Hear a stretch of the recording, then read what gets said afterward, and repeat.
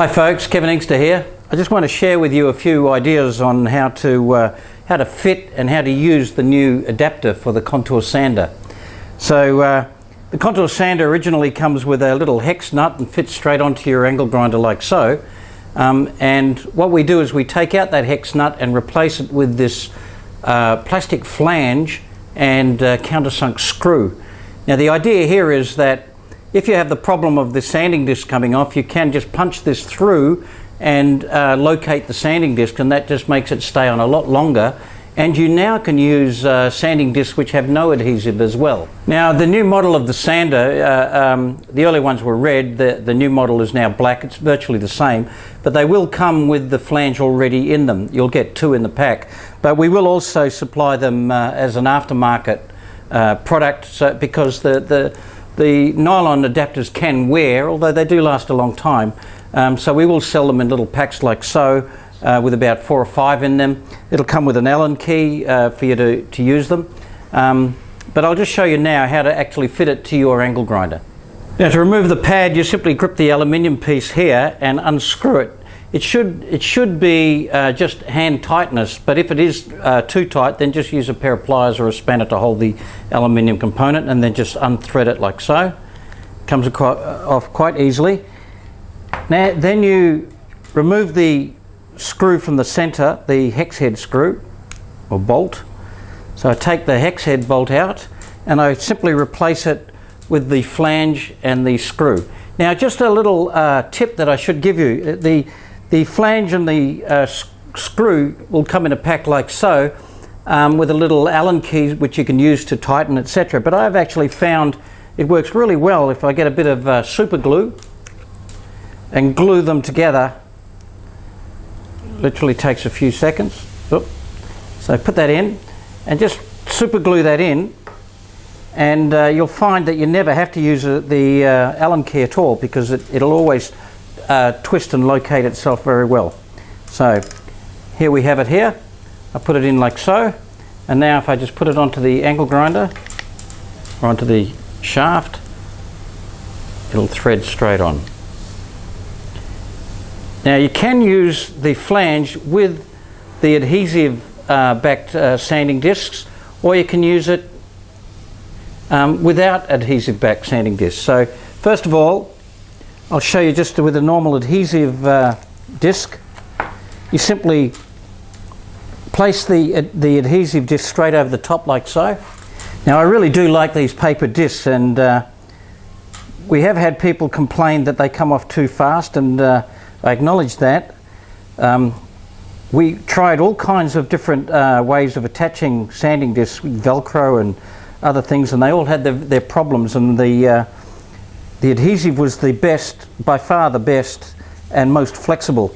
So it does do a very, very fine job, but once it gets very hot, the adhesive can give way. So now it's just beautiful for doing the sanding. So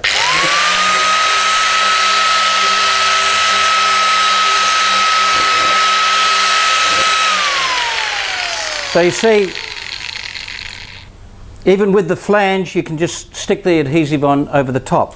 If you do have problems with the sanding disc coming off, it's usually because you've got sort of residue adhesive or wood dust on the pad, and you can remove that very, very quickly by just running the disc without the pad onto something soft like rubber, and that will rub the residue off. So that's a quick way to clean it.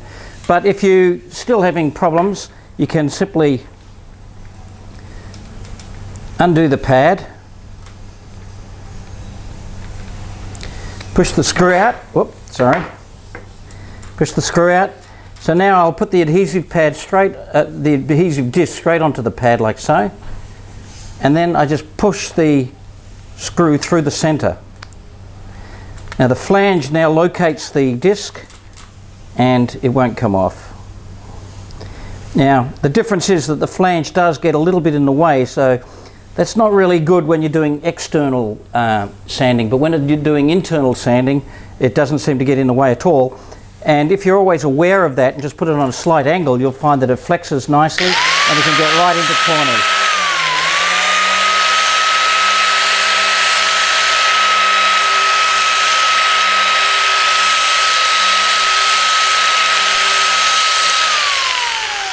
Now you'll find that the sanding disc now lasts about 5 times longer than the adhesive disc just stuck onto the rubber.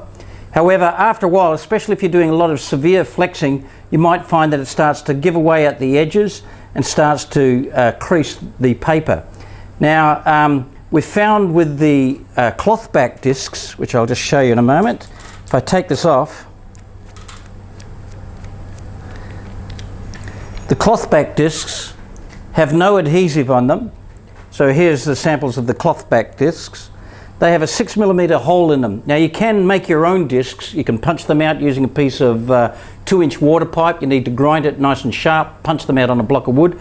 And in the center, if you get a pocket knife or something and just cut a little cross, then the flange will go through that.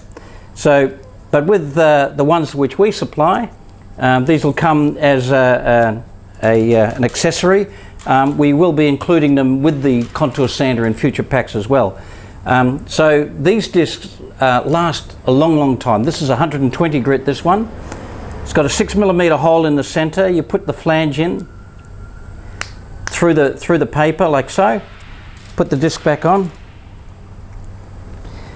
And just hand tighten. There's no need to over tighten this. You'll feel when it reaches the bottom of the flange. There it is. So it's nice and tight. You'll find that this sanding disc will last almost indefinitely. I've been using this quite extensively over the last few days and I haven't worn out any of these discs. So here we go.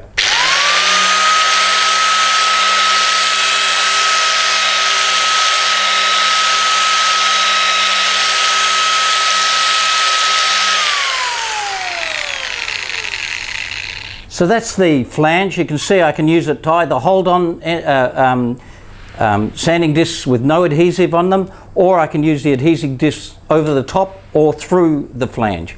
Either way, it seems to solve all of the problems. So hope you enjoy using it. Thank you very much.